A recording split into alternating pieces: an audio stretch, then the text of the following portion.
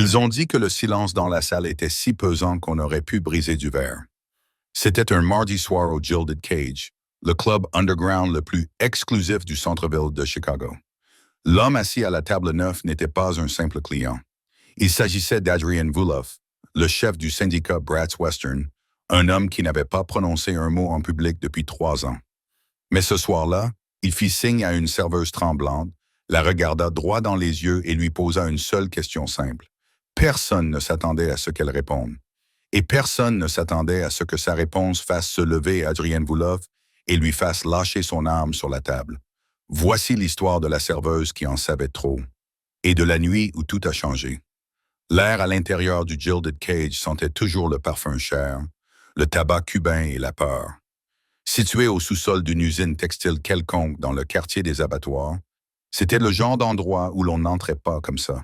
Il fallait être invité ou être traîné à l'intérieur. Pour Maya Lynn, ce n'était ni l'un ni l'autre.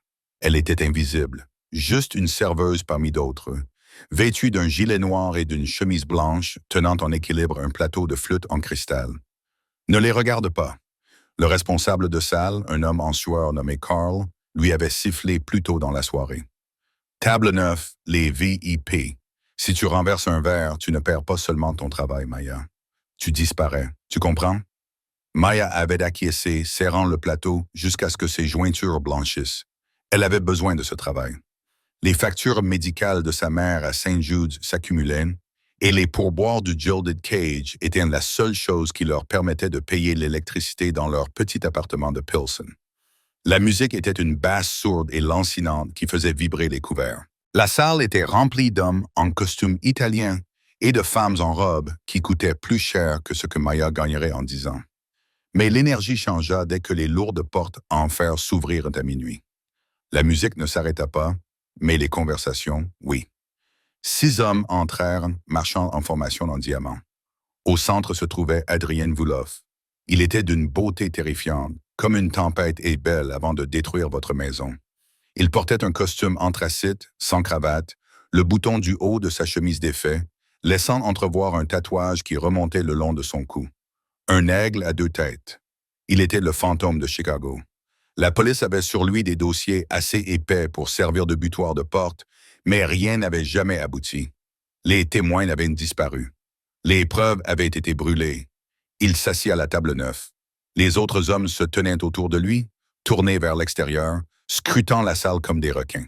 « Service !» grogna l'un des gardes en claquant des doigts en direction de Mia.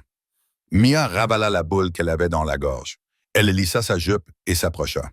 Elle sentait les regards de tous les autres clients posés sur son dos. Ils attendaient le spectacle. Ils attendaient de voir si la nouvelle allait craquer. Elle arriva à la table. « Bonsoir, messieurs. Que puis-je vous servir? » Adrian Volkoff ne leva pas les yeux. Il inspectait la nappe, passant son pouce sur le tissu. « Une vodka sec. La bouteille reste ici. » Sa voix était comme du gravier qui crissait. Maya acquiesça et se retourna pour partir, mais sa main jaillit et attrapa son poignet. Ce n'était pas douloureux, mais c'était une prise de fer. Il l'arrêta net. La salle devint silencieuse. Le DJ baissa même le volume. Adrien leva lentement les yeux. Ses yeux d'un bleu glacial saisissant contrastaient fortement avec ses cheveux foncés. Il la fixait, scrutant son visage, cherchant quelque chose. Il ne la regardait pas comme un homme regarde une femme, mais comme un bijoutier inspectant un diamant pour un sol. « Vous, » dit Adrienne doucement. « Monsieur, » balbutia Maya. « J'ai une question simple à vous poser, » dit Adrienne, sa voix résonnant dans le club silencieux. Les gardes bougèrent. Ils avaient l'air nerveux. Adrienne ne parlait jamais au personnel. « Si une maison est en feu, » demanda Adrienne sans la quitter des yeux, « et qu'à l'intérieur se trouvait un coffre rempli d'or et un chien endormi, lequel sauveriez-vous? » Cela ressemblait à une devinette, à une blague. Un riche qui s'amuse avec le personnel. Quelques clients aux tables voisines rirent nerveusement. Mais Maya ne rit pas. Elle pâlit, son plateau trembla. Elle baissa les yeux vers Adrien, ses yeux bruns s'écarquillant en reconnaissant non pas lui, mais le code. Elle se pencha, ignorant les gardes qui s'avançaient pour l'arrêter, et murmura assez fort pour que la table puisse l'entendre. « Vous ne sauvez pas l'or et vous ne sauvez pas le chien, » dit Maya d'une voix tremblante mais claire. « Vous sauvez l'allumette qui a déclenché l'incendie. Un halètement parcourut la salle. Les yeux d'Adrian Vulov s'écarquillèrent. Il lâcha son poignet. Il se leva lentement, la dominant de toute sa hauteur. Il plongea la main dans sa veste. Les gardes mirent de la main sur leurs étuis. Les invités poussèrent des cris étouffés, s'attendant à un coup. Au lieu de cela, Adrien sortit un lourd briquet en argent et une serviette. Il posa son arme sur la table, dans un geste de vulnérabilité absolue, et lui tendit le briquet. « Alors brûlez-le, murmura-t-il. Il se tourna vers son chef de la sécurité. « Faites évacuer la salle, tout le monde dehors, sauf elle. » Le chaos qui s'ensuivit fut contrôlé mais frénétique. Les invités se précipitèrent vers les sorties, laissant tomber leurs sacs à main et renversant leurs boissons. En moins de 3 minutes, la cage dorée était vide, à l'exception d'Adrien, de ses 6 gardes et de Maya, qui se tenait toujours près de la table neuve, serrant son plateau vide contre sa poitrine comme un bouclier. Carl, le directeur, était traîné de force vers la porte arrière en criant « Elle n'est qu'une intérimaire, je ne la connais pas. » Adrien désigna la chaise en face de lui. « Assieds-toi, ce n'était pas une demande. » Maya s'assit. « Où as-tu entendu cette phrase ?» demanda Adrien. Il versa 2 verres de vodka à partir de la bouteille qui était apparue. Il lui en tendit un. « Mon père » répondit Maya d'une voix à peine audible. Il disait ça avant de partir. « Ton père » répéta Adrien en faisant tourner le liquide transparent. « Comment s'appelait-il »« David Lynn. Il était comptable. » Adrien rit. C'était un rire sec et humiliant. « Comptable. C'est ce qu'il t'a dit » David Lynn ne faisait pas la comptabilité, maman. Il équilibrait le pouvoir. Adrien se pencha en avant. Il y a 10 ans, il y a eu un sommet, la nuit des longs couteaux à New York. La famille Vulov. Ma famille a été trahie. Quelqu'un a vendu nos coordonnées aux fédéraux et à la mafia irlandaise simultanément. Mon père a été tué cette nuit-là. Mon frère s'est retrouvé en fauteuil roulant. L'homme qui a orchestré la trahison a disparu. Nous l'appelions l'architecte. Maya sentit la pièce tourner. Je ne sais pas de quoi tu parles. Mon père est mort dans un accident de voiture dans l'Ohio. Vraiment? Adrien sortit une photo pliée de sa poche intérieure et la fit glisser sur la table. C'était une photo de surveillance granuleuse. Elle montrait un homme montant dans une berline noire. Il semblait plus jeune, plus vif, mais c'était indéniablement son père. À côté de lui se tenait un adolescent avec un œil au beurre noir. « C'est moi, » dit Adrien en désignant le garçon. « Et c'est ton père. Il n'était pas comptable. Il était le conseiller de la famille Volkov. C'était le seul homme en qui mon père avait confiance, et c'est lui qui nous a trahis. » Maya repoussa la photo. « Tu mens. Pourquoi tu me racontes ça? » « Parce que, dit Adrien d'une voix grave et menaçante, l'architecte nous a volé quelque chose quand il s'est enfui. Un registre, une clé numérique contenant les comptes de toutes les familles mafieuses de la côte Est. On le recherche depuis 10 ans. On n'avait rien trouvé jusqu'à ce soir. » Il regarda le collier qui pendait au cou de Mia. C'était un médaillon en argent bon marché qu'elle portait tous les jours. Cette phrase, dit Adrien, sauve l'allumette. C'était le mot de passe du coffre-fort. Seules 3 personnes le connaissaient. Mon père qui est mort, ton père qui a disparu, et moi. Il pointa un doigt vers elle. Tu es le maillon faible, Maya. Maya se leva, sa chaise raclant bruyamment le sol. Je m'en vais. Tu ne peux pas partir, dit Adrien calmement. Parce que les hommes qui se tiennent devant cette porte ne sont pas seulement mes hommes. Regarde les images de la caméra. Il tourna une petite tablette vers elle. Elle montrait la ruelle derrière le club. Des SUV noirs bloquaient la sortie. Des hommes armés de fusils d'assaut envahissaient le périmètre. Mais ils ne portaient pas l'écusson Vulov. Ils portaient des brassards rouges. Les Irlandais, jura Adrien. Ils devaient te suivre. Ils savent qui tu es. Me suivre. Je suis serveuse, pleura Maya, les larmes coulant enfin sur ses joues. Tu n'es pas serveuse. Adrien se leva, boutonnant sa veste. Il prit son arme sur la table et vérifia la chambre. Tu es la clé de milliards de dollars et en ce moment, tu es la femme la plus recherchée d'Amérique. Il lui tendit la main. Cette fois, ce n'était pas agressif, c'était une offre. Tu as 2 choix, Maya. Tu sors seule par cette porte et le syndicat Ali te torture pour obtenir un mot de passe que tu ne connais pas. Ou tu viens avec moi. Tu fais confiance au monstre. Un grand fracas retentit à l'entrée principale. Des coupes de feu éclatèrent à l'étage. Les Irlandais faisaient éruption dans le club. Maya regarda la porte puis la main d'Adrien. Elle pensa à sa mère à l'hôpital. Elle pensa à l'accident de voiture qui avait tué son père. Était-ce un mensonge? La vitre de la section VIP vola en éclats lorsqu'une balle siffla, se logeant dans le mur à quelques centimètres de la tête de Mia. Adrien ne broncha pas. Il a simplement tendu la main. Tic-tac, petite allumette. Mia a pris sa main. « Brave fille », a murmuré Adrien.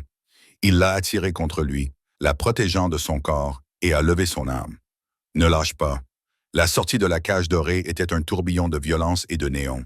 Maya ne se souvenait pas avoir touché le sol. L'instant d'avant, elle était debout près de la table. L'instant d'après, elle était poussée sur la banquette arrière d'un SUV blindé noir mat. Adrien Voulov se glissa dans le siège conducteur, contournant son chauffeur. Il passa la marche arrière, les pneus crissant sur l'asphalte, tandis que les balles ricochaient sur le verre renforcé comme de la grêle. « Baisse la tête », rugit Adrien. Maya se recroquevilla en boule sur le sol en cuir, les mains sur les oreilles. Le SUV fit un demi-tour à 190 degrés, le pare-choc arrière heurtant une benne à ordures avant qu'Adrien appuie sur l'accélérateur. Le moteur rugit, émettant un son grave et guttural qui fit vibrer les côtes de Mia. Ils traversèrent le quartier des restaurants, brûlant les feux rouges. Maya risqua un coup d'œil vers le haut. Dans le rétroviseur, elle vit deux motos slalomèrent entre les voitures, réduisant la distance qui les séparait. « Ils nous suivent » hurla-t-elle. « Pas pour longtemps » répondit Adrien. Son visage était figé dans une concentration terrifiante. Il prit un virage serré à droite sur la rampe d'accès d'un pont, traversant 3 voies. Alors que les motos tentaient de le suivre, Adrien appuya brusquement sur les freins. La moto de tête ne put réagir à temps. Elle heurta le pare-choc du SUV et envoya le moteur déraper dans la barrière en béton. Le deuxième moteur abandonna la poursuite. Adrien ne sourit pas. Il ne se détendit pas. Il se contenta de vérifier ses rétroviseurs et s'engagea sur l'autoroute, se fondant dans le flux de la circulation nocturne. 20 minutes de silence s'écoulèrent avant qu'il ne s'engage dans le parking souterrain d'un élégant gratte-ciel vitré situé au nord. Ce n'était pas une cachette, c'était une forteresse déguisée en luxe. « Sortez », ordonna Adrien. Ils prirent un ascenseur privé jusqu'au penthouse. Lorsque les portes s'ouvrirent, Maya eut le souffle coupé. L'appartement était immense, avec des baies vitrées donnant sur le lac Michigan. Il était austère, décoré dans des tons gris et noirs, froids et impersonnels. On aurait dit que personne n'y habitait. « Ne touche pas aux fenêtres », dit Adrien en jetant ses clés sur un îlot en marbre. « Elles sont par balles, mais je ne veux pas de traces de doigts. » Maya se tenait au milieu de la pièce, tremblante. L'adrénaline s'estompait, remplacée par un froid qui lui glaçait les os. « Tu as tué ces hommes là-bas, les gardes. Ils essayaient de te tuer, » dit Adrien en se dirigeant vers un bar et en se servant un verre. Il ne lui en proposa pas cette fois-ci. « Je t'ai sauvé la vie. »« De rien. »« Tu m'as kidnappé, » rétorqua Maya, sa peur se transformant en colère. « Ma mère est à Saint-Jude. Elle a besoin de moi. Je travaille demain. J'ai une vie. » Adrien se retourna, un verre à la main. Il s'approcha lentement d'elle. « Tu avais une vie, Maya, au passé. À partir de minuit ce soir, Maya Lynn, la serveuse, n'existe plus. Si tu retournes à l'hôpital, les O'Mall utiliseront ta mère pour t'atteindre. C'est ce que tu veux? Tu veux qu'il débranche son respirateur artificiel juste pour te faire parler? » La cruauté de ces mots la frappa plus fort qu'un coup physique. Maya s'effondra sur un canapé en cuir blanc, enfouissant son visage dans ses mains. Elle savait qu'il avait raison. C'était le pire. « Montre-moi le médaillon, » dit Adrien. Sa voix était plus douce maintenant, mais toujours autoritaire. Maya hésita, puis détacha la chaîne en argent. Elle la lui tendit. Adrien l'examina à la lumière d'un lampadaire. C'était un objet bon marché, en argent terni, en forme de cœur. Il n'essaya pas de l'ouvrir. Au lieu de cela, il sortit un petit couteau de poche de sa ceinture et enfonça la pointe dans la couture du cœur, le tournant violemment. « Hé !» s'écria Mia. Le boîtier en argent s'ouvrit. Ce n'était pas de l'argent massif. Sous la coque métallique bon marché se trouvait un mince disque en céramique noire avec des points de contact en or. « Ce n'est pas un médaillon », murmura Adrien en le tenant à la lumière. « C'est un disque dur biométrique, une technologie soviétique de niveau militaire. » Il regarda Ma, ses yeux bleus perçants. « Tu portes autour du cou l'objet le plus dangereux du monde souterrain depuis que tu es enfant. Tu ne t'es jamais demandé pourquoi il était si lourd? » C'est mon père qui me l'a donné, murmura Maya. Il disait que c'était pour protéger mon cœur. Il était littéral, dit Adrienne. Il jeta la puce sur la table basse. On ne peut pas l'ouvrir, pas ici. J'ai besoin d'un spécialiste. En attendant, tu restes dans cet appartement. Les ascenseurs sont codés pour mon prince. Les escaliers sont équipés d'une alarme. Tu es prisonnière ici, Maya, pour ta propre sécurité. Il se retourna pour descendre le couloir vers les chambres. Où vas-tu? Demanda-t-elle, paniquée à nouveau. Prendre une douche, je sens la poudre à canon et la vodka bon marché.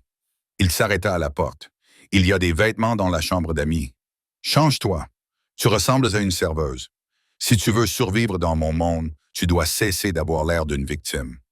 Le lendemain matin, le soleil au-dessus du lac Michigan était aveuglant, contrastant fortement avec l'ambiance sombre qui régnait dans le penthouse. Maya n'avait pas dormi. Elle avait passé la nuit assise près de la fenêtre, regardant les petites voitures circuler en bas, se demandant laquelle contenait les hommes venus la tuer.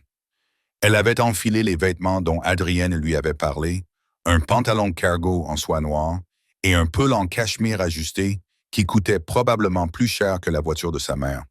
Il lui allait parfaitement, trop parfaitement. Elle se demanda qui avait été là avant elle. Adrienne sortit de sa chambre à 8 heures du matin, vêtue d'un costume impeccable, comme s'il n'avait pas participé à une fusillade 12 heures plus tôt. Il était au téléphone. « Faites-le monter. Je me fiche qu'il ait de la gueule de bois. Traînez-le. » Il raccrocha et regarda Maya. « Le café est dans la cuisine. Ne buvez pas du tout. » 10 minutes plus tard, l'ascenseur sonna. 2 gardes d'Adrienne traînèrent un homme dans la pièce. L'homme était petit, portait des chaussettes dépareillées et un sweat à capuche sur lequel était écrit « J'ai mis mon jeu en pause pour être ici ». Il avait des lunettes épaisses et semblait terrifié. « Félix » le salua Adrien. « Monsieur vous love » couina Félix en ajustant ses lunettes. « Je te jure que je ne savais pas que le serveur n'était pas sécurisé. C'était une erreur de routage. Détends-toi, Félix. Je ne suis pas là pour te tuer à cause de ton incompétence. Pas aujourd'hui. » Adrienne désigna la table basse. « J'ai besoin que tu casses ça. » Félix regarda le disque en céramique noire. Ses yeux s'écarquillèrent. « Est-ce que c'est un disque Voronoi? Je pensais que c'était un mythe. Un truc de la guerre froide du KGB. Tu peux l'ouvrir? Je peux essayer, mais ces trucs sont piégés. Une seule tentative de mot de passe erronée et l'acide efface les données. Elle fonde. Adrienne regarda Maya. C'est là qu'elle entre en jeu. Félix installa un équipement portable, 3 ordinateurs portables et un enchevêtrement de câbles sur la table basse immaculée. Maya observait, fascinée et terrifiée. « OK » tapa Félix furieusement. Il demande d'abord une clé biométrique, une empreinte digitale. Adrienne fit signe à Maya. Elle s'avança. Félix saisit sa main, tremblante, et appuya son pouce contre un petit capteur qu'il avait relié à la puce. Une lumière verte clignota à l'écran. Accès accordé. « OK, première étape franchie, marmonna Félix. Maintenant, le mot de passe, la clé alphanumérique. »« Enregistre la correspondance, » dit Adrienne. Félix le tapa. Accès refusé. L'écran clignota en rouge, un compte à rebours apparut. 0,59. Faux, hurla Félix. C'est le mauvais mot de passe. Nous avons 50 secondes avant qu'il ne grille. C'est la phrase, rugit Adrienne en frappant du poing sur la table. C'est ce qu'elle a dit au club. C'était la phrase de reconnaissance, comprit Maya en élevant la voix, pas le mot de passe. La phrase sert juste à identifier le porteur. « 40 secondes !» hurla Félix. « Donne-moi quelque chose. Une date, un nom. Et c'est ma date de naissance !» cria Maya. Félix tapa. « 14 octobre 1998. Accès refusé. 030. Et c'est le nom de ton père » aboya Adrien. « David Lynn. Accès refusé. 020.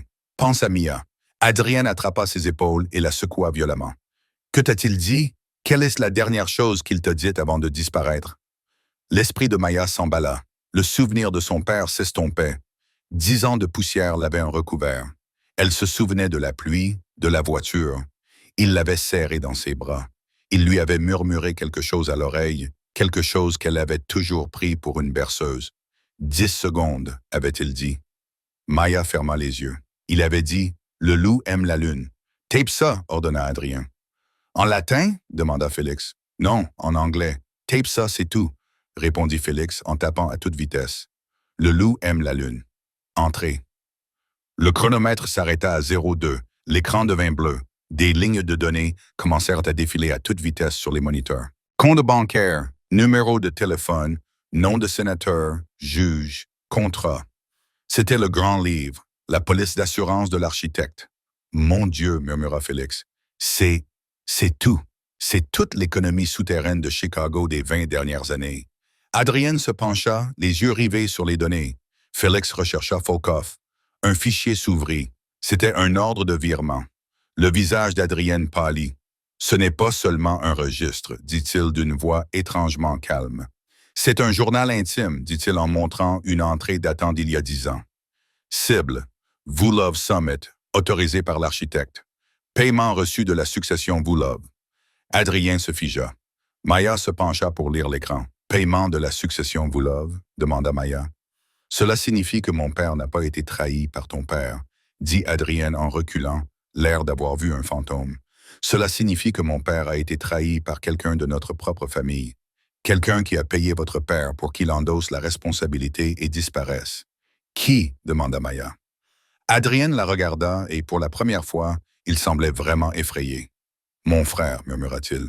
Dimitri. La prise de conscience flottait dans l'air comme de la fumée.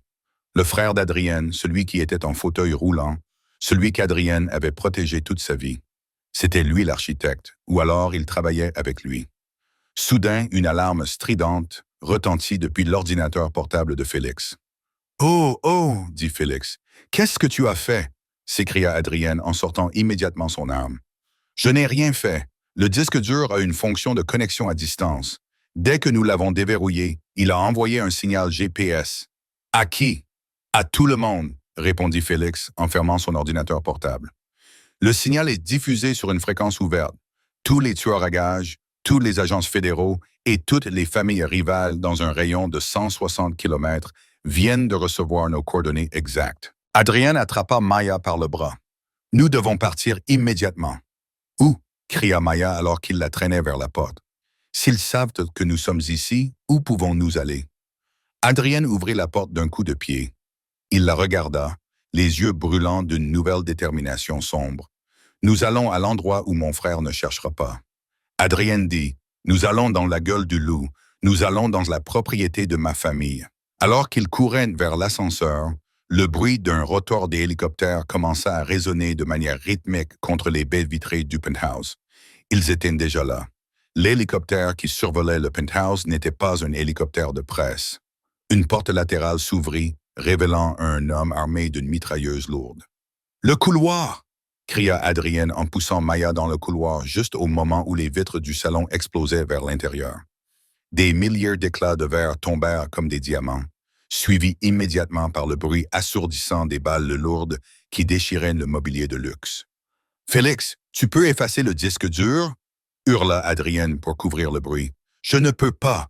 J'ai besoin d'un aimant. » Félix poussa un cri strident, rampant sur le ventre, serrant son ordinateur portable contre lui. « Laisse tomber. » Adrien attrapa Maya par le col de son pull et la hissa debout. « Les escaliers, maintenant. » Elles dévalèrent les 30 étages d'escaliers de secours en béton, le bruit des bottes résonnant au-dessus d'elles. Ils étaient pourchassés depuis le sommet. Lorsqu'ils ont fait irruption dans le parking, Adrien ne s'est pas dirigé vers le SUV. Il les a conduits vers une forme poussiéreuse recouverte d'une bâche dans un coin. Il a arraché la bâche pour révéler une Mustang vintage de 1969. Noir sur noir. Une classique à l'état Maya, les poumons en feu. Elle n'a pas de GPS, pas d'ordinateur de bord. Elle ne peut pas être suivie, dit Adrien en démarrant le moteur. Elle rugit, pleine d'une fureur mécanique brute. Ils sortirent du parking au moment où une camionnette noire s'arrêtait dans un crissement de pneus à la sortie. Adrien ne freina pas. Il fonça avec la Mustang dans le côté de la camionnette, le métal grinçant contre le métal, faisant tourner le véhicule plus lourd pour le dégager du chemin, et s'élança dans la rue. Le trajet jusqu'à Barrington Hills fut d'un tourbillon de silence et de vitesse.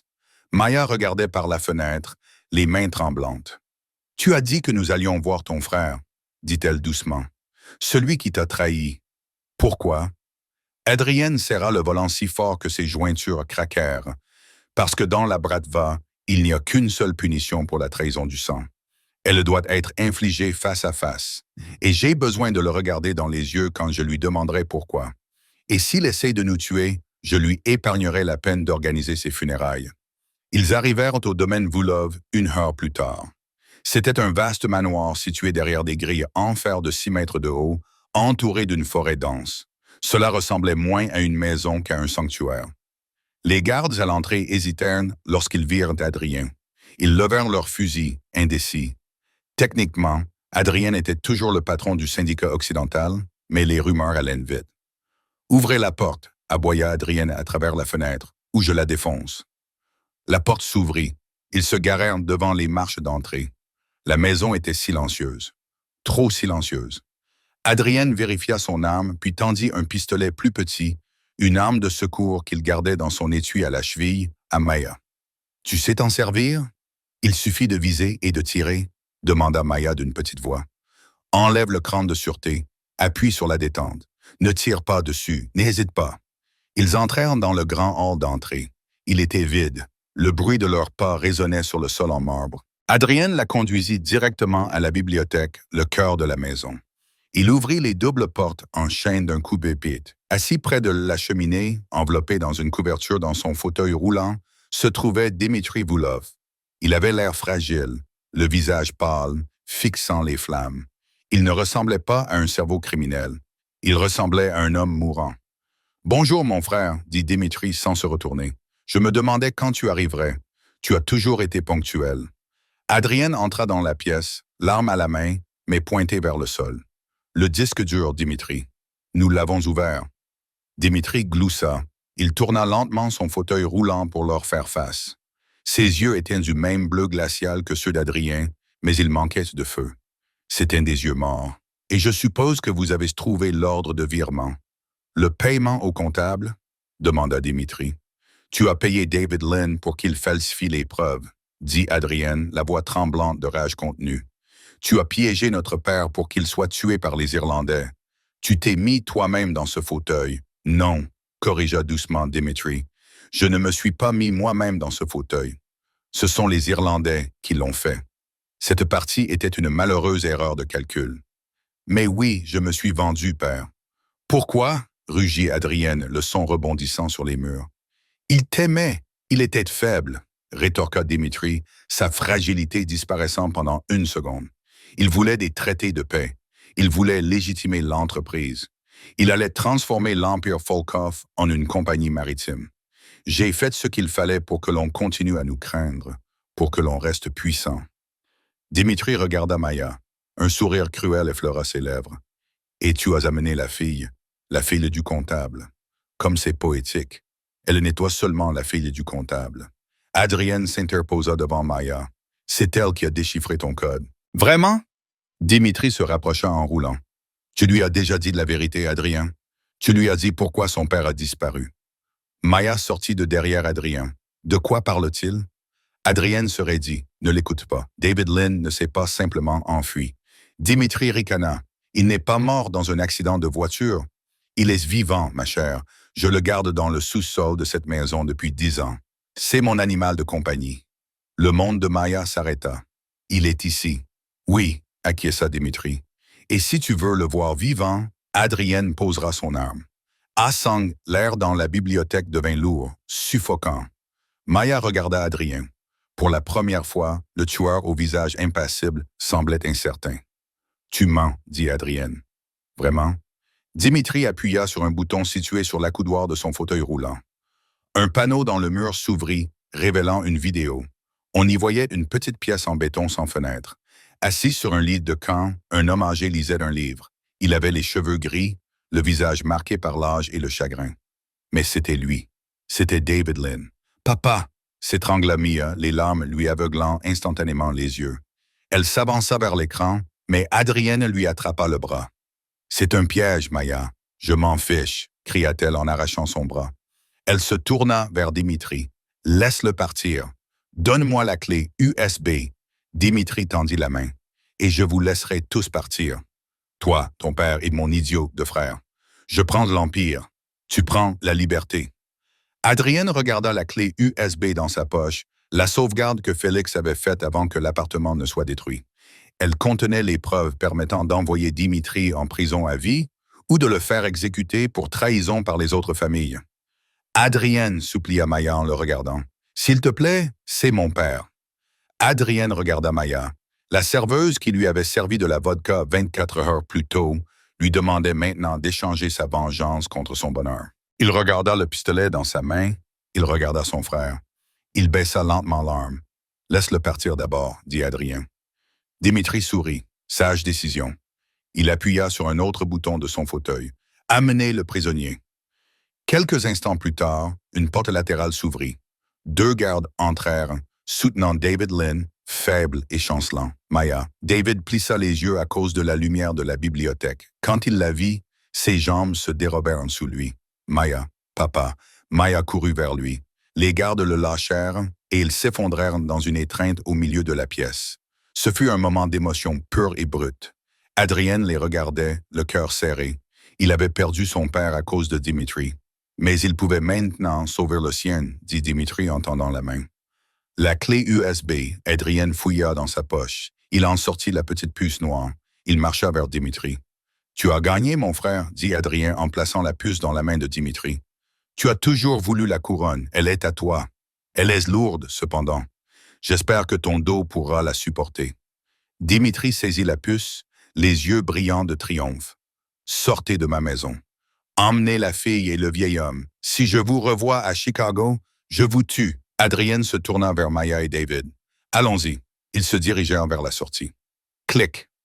Le bruit d'une sécurité désactivée résonna dans la pièce. Adrienne se retourna brusquement. Dimitri tenait un revolver plaqué or pointé directement sur le dos d'Adrienne. « Tu pensais vraiment que je te laisserais vivre? » Dimitri éclata d'un rire aigu et maniaque. « Tu es l'héritier légitime, Adrien. Tant que tu respires, ma revendication est faible. » « Non. » Maya hurla. Elle fit quelque chose de fou. Elle ne s'enfuit pas. Elle ne se cacha pas. Elle se jeta devant Adrien au moment où Dimitri appuya sur la gâchette. Bang! Le coup de feu fut assourdissant. Maya trébucha en arrière, heurtant la poitrine d'Adrien. Maya. Adrien la rattrapa, les yeux écarquillés d'horreur. Il baissa les yeux. Elle n'avait pas de sang sur elle. Il leva les yeux. Dimitri était toujours assis dans son fauteuil roulant, le pistolet fumant à la main, mais il ne les regardait pas. Il regardait sa propre poitrine. Une fleur rouge s'épanouissait sur sa chemise blanche. Debout dans l'embrasure de la porte derrière Dimitri se tenait Carl, le manager en sueur de la cage dorée. Il tenait un pistolet muni d'un silencieux, les mains tremblant violemment. « Je vous avais dit qu'elle n'était qu'une intérimaire !» hurla Carl de manière hystérique. « Vous n'étiez pas censé blesser le personnel. C'est contraire aux règles du syndicat. » C'était la chose la plus absurde et ridicule que l'on puisse dire. Dimitri s'effondra en avant, crachant du sang. La balle l'avait touché au poumon. Il regarda Adrien, les yeux écarquillés de stupeur. « Tu as amené le directeur. »« Je ne l'ai pas amené, » dit Adrien perplexe. « Il a dû nous suivre dans le coffre. » Dimitri rit, d'un rire humide et guttural. Le pistolet tomba de sa main, sa tête basculant en arrière. L'architecte du monde souterrain, l'homme qui avait trahi son propre sang, était mort à cause d'un cadre intermédiaire mécontent. Le silence qui suivit fut rompu par le bruit des sirènes. Pas celle de la police, mais celle de l'alerte aérienne du domaine. Monsieur, l'un des gardes de Dimitri entra en courant dans la pièce, ignorant le cadavre de son patron. « Nous avons un problème. Les Irlandais sont là et ils ont amené un char. » Adrienne regarda l'écran accroché au mur. Les portes d'entrée avaient disparu. Un véhicule blindé roulait dans l'allée, suivi de 50 hommes portant des brassards rouges. Adrienne regarda David Lynn, puis Mir, puis Carl, terrifié. « Prenez les armes, » dit Adrienne, sa voix se transformant en un ordre d'acier digne d'un général. Dimitri est mort. Je suis désormais l'aube de Voulov et nous ne mourrons pas dans cette maison. Il regarda Maya. « Es-tu prête à tout brûler? » Maya essuya les larmes sur son visage. Elle regarda son père, puis l'homme qui l'avait kidnappé, sauvé et qui avait failli mourir pour elle.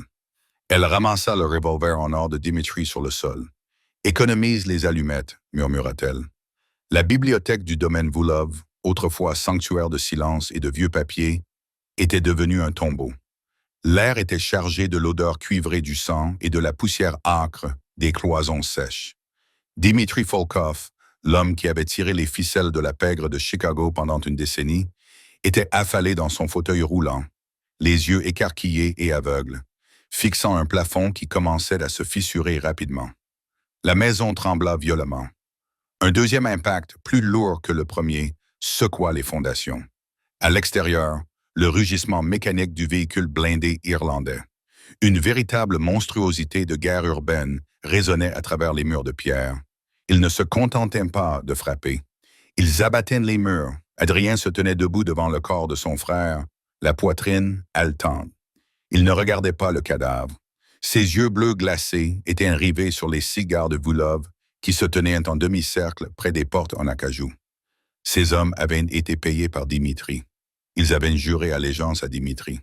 Et maintenant, ils brandissaient des fusils d'assaut, ne sachant pas qui était l'ennemi, les Irlandais à l'extérieur ou l'homme qui se tenait devant eux et qui venait de voir mourir leur patron. Le silence était plus tendu qu'une corde de piano. « Tu as le choix », dit Adrienne. Sa voix n'était pas forte. Mais elle transperçait le grondement sourd du moteur du char à l'extérieur comme un rasoir. Il s'avança, ignorant les fusils qui pointaient vaguement dans sa direction. L'homme qui signait vos chèques de paie est mort. L'architecte n'est plus là. L'un des gardes, un homme balafré nommé Silas, changea de position. Nous avons des ordres, Adrien. Si Dimitri tombe, les protocoles disent qu'on peut aller au diable avec les protocoles. Adrien rugit et le volume soudain fit sursauter Maya. Regarde autour de toi. Les hommes dehors, les Élis, ils se fichent de vos protocoles. Ils se fichent que vous ne faisiez que suivre les ordres. Ils ont garé un char d'assaut sur la pelouse parce qu'ils ont l'intention de transformer ce domaine en parking. Ils sont ici pour effacer le nom Volkov des livres d'histoire. Cela m'inclut. Cela t'inclut. Et cela inclut vos familles. Une autre explosion secoua la maison, faisant pleuvoir une pluie de poussière de plâtre sur le tapis ancien. Le lustre au-dessus se balançait dangereusement. Adrienne s'approcha du canon du fusil de Silus et le repoussa d'un geste de la main. « Tu peux mourir pour un cadavre », siffla Adrienne en désignant le fauteuil roulant. « Ou tu peux te battre pour un roi. Si tu te ranges de mon côté, nous survivrons. Si tu hésites, tu brûleras. Décide maintenant. » Salas regarda le cadavre de Dimitri, puis l'écran montrant l'essaim de soldats irlandais aux brassards rouges franchissant le périmètre extérieur. Il regarda Adrien, l'homme qui était entré dans la fosse au lion, avec pour seules armes une serveuse et un revolver. Salas arma la culasse de son fusil. Il se tourna vers la porte, tournant le dos à Adrien. « Vos ordres, monsieur ?» Adrien expira, la tension dans ses épaules se relâchant légèrement. Il se tourna vers Carl. Le directeur de la cage dorée était actuellement recroquevillé sous un lourd bureau en chêne, serrant une agrafeuse comme s'il s'agissait d'une grenade. « Carl », aboya Adrienne. « Je n'ai rien fait, Queena Carl. Je veux dire, je lui ai tiré dessus, mais c'était de la légitime défense. En quelque sorte. »« Lève-toi, ordonna Adrienne. Tu n'es plus directeur. Aujourd'hui, tu es un soldat. » Emmène David dans la pièce sécurisée derrière la bibliothèque STT. Elle est renforcée en acier et dispose d'une réserve d'oxygène pour 12 heures. Verrouille-la de l'intérieur et ne l'ouvre pas à moins d'entendre ma voix. Exactement ma voix. Tu comprends? David Lynn s'avança, le visage pâle, mais la mâchoire serrée. Il attrapa la main de Maya. « Maya, viens avec nous. Tu seras en sécurité là-bas. » Maya regarda son père. Elle vit la peur dans ses yeux. La peur d'un homme qui avait déjà perdu 10 ans de sa vie et qui ne pouvait supporter de perdre sa fille. Puis elle regarda Adrien. Il vérifiait le chargeur d'un fusil qu'il avait pris à l'un des gardes. Il semblait seul, même entouré de ses hommes. Il ressemblait à un homme debout au bord d'une falaise. « Non, papa », dit Maya doucement. Elle lui serra la main et la lâcha. « Je ne peux plus me cacher.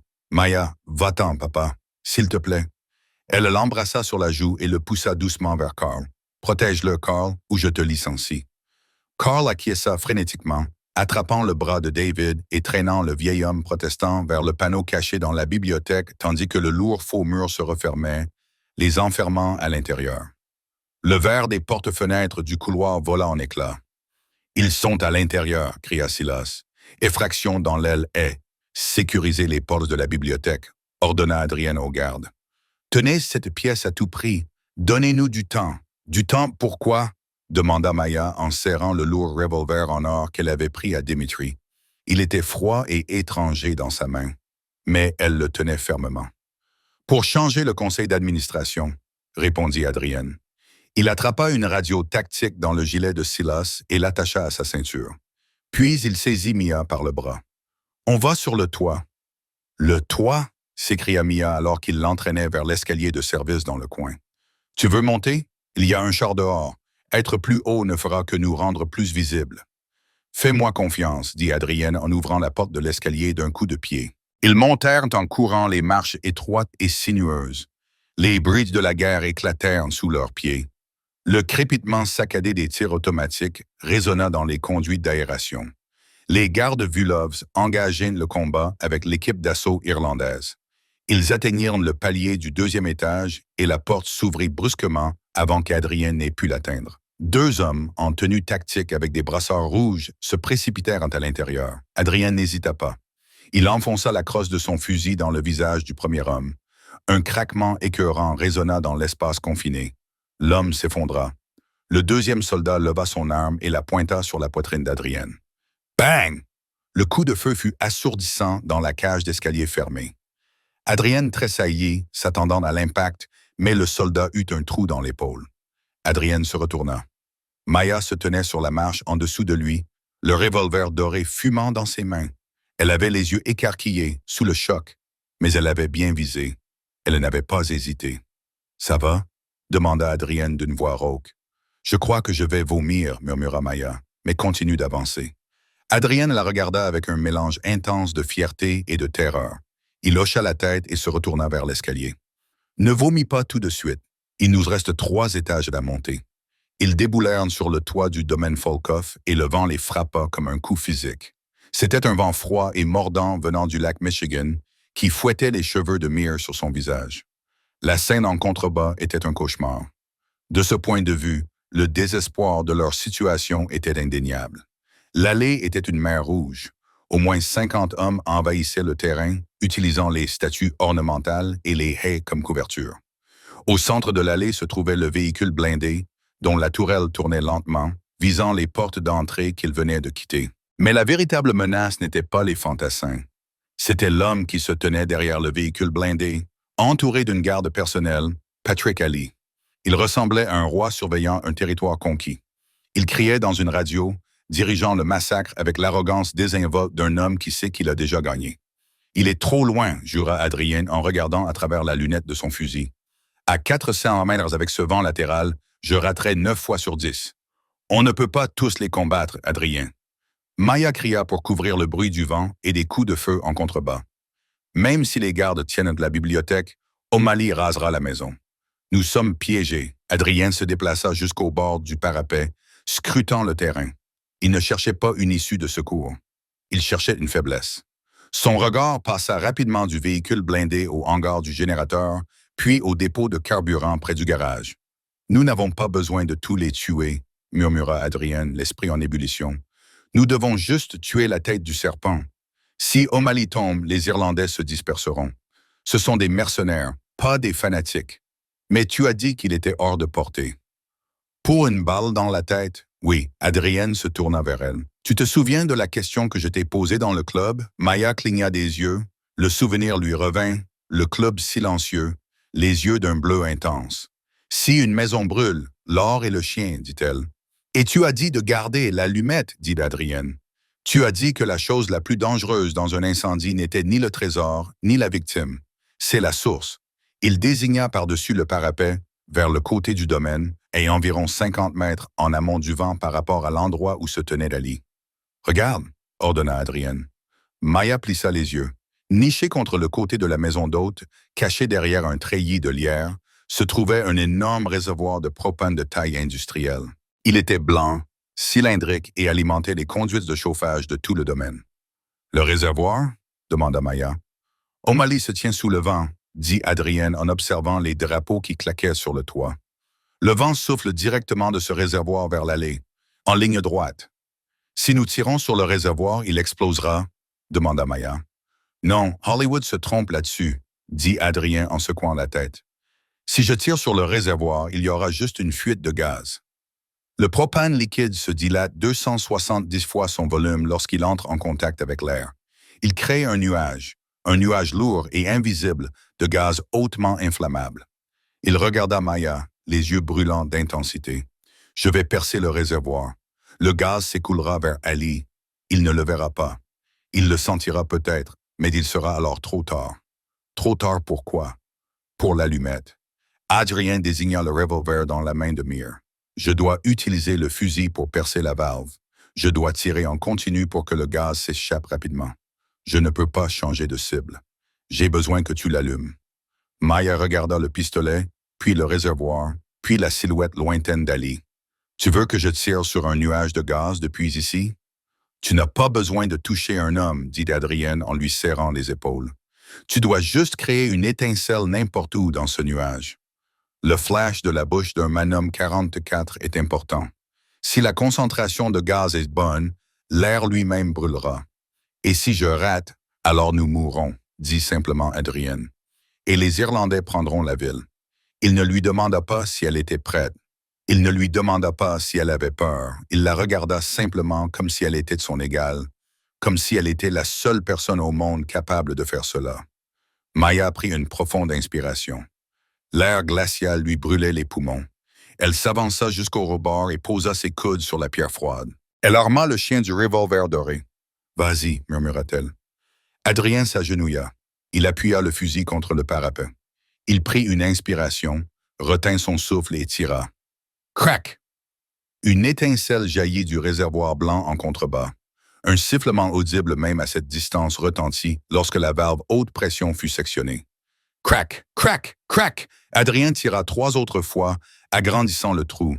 Un jet de vapeur blanche jaillit, disparaissant instantanément dans l'air, mais la distorsion scintillante du gaz était visible. Elle roula sur l'herbe comme une marée fantomatique emportée par un vent violent, se précipitant rapidement vers l'allée. En bas, Patrick Ali s'arrêta. Il cessa de crier. Il regarda autour de lui, reniflant l'air. Il fronça les sourcils. Les soldats autour de lui avaient l'air confus. L'odeur d'œufs pourris, l'additif dans le propane, les envahissait. « Du gaz! » hurla O'Malley, les yeux écarquillés lorsqu'il comprit le piège. « Reculez! Ne tirez pas! Ne tirez pas! » Si l'un de ces hommes tirait, il s'incinérerait. « Il bouge! » hurla Adrien. « Maya! Maintenant! » Maya fixait la distorsion dans l'air. Elle était invisible. Une cible fantôme. Elle devait faire confiance à la physique. Elle devait faire confiance à Adrien. Elle devait se faire confiance. Elle sauva l'allumette. Elle appuya sur la gâchette. Boum! Le revolver eut un fort recul, lui blessant le poignet. Pendant une fraction de seconde, rien ne se passa. Puis le monde devint orange. Ce n'était pas une explosion normale. C'était un événement thermoharique. L'air au-dessus de l'allée s'enflamma dans un souffle catastrophique. Un mur de feu, haut de 15 mètres et large de 30 mètres, déferla sur la position irlandaise comme un tsunami de feu infernal. Une seconde plus tard, l'onde de choc frappa le toit, projetant Maya et Adrien en arrière sur le gravier. Le bruit était un rugissement grave et guttural qui fit vibrer leur poitrine. La chaleur était intense, leur brûlant le visage, même depuis le 4e étage. Le silence suivit. Les coups de feu cessèrent. Les cris cessèrent. Le seul bruit était le crépitement des haies bien entretenues en feu et les gémissements lointains des hommes qui avaient été mis hors de combat. Adrien fut le premier à bouger. Il se précipita vers le bord et regarda en bas. Le véhicule blindé avait été renversé sur le côté par la force de l'explosion, ses chenilles tournant inutilement dans les airs. Les soldats irlandais étaient éparpillés sur la pelouse, étourdis, les sourcils brûlés, leurs armes tombées dans la panique. Patrick Ali avait été projeté dans la fontaine décorative au centre du rond-point. Il éclaboussait l'eau, essayant d'éteindre sa veste en feu. « Tu as raté le char. » Adrien sourit, le visage couvert de suie. « Mais tu as touché le nuage. »« Je visais le nuage, » dit Maya, la voix tremblante sous l'effet de l'adrénaline. Adrien se leva et lui tendit la main. Il l'aida à se relever, mais ne la lâcha pas.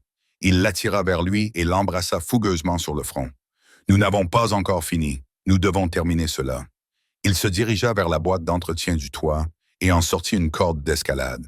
Il l'accrocha à la balustrade en pierre. « Nous descendons, demanda Maya.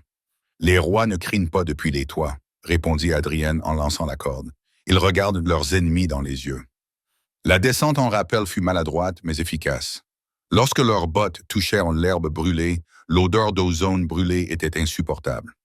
Les gardes Volkov, voyant le vent tourner, se précipitèrent hors des portes d'entrée, armes à la main.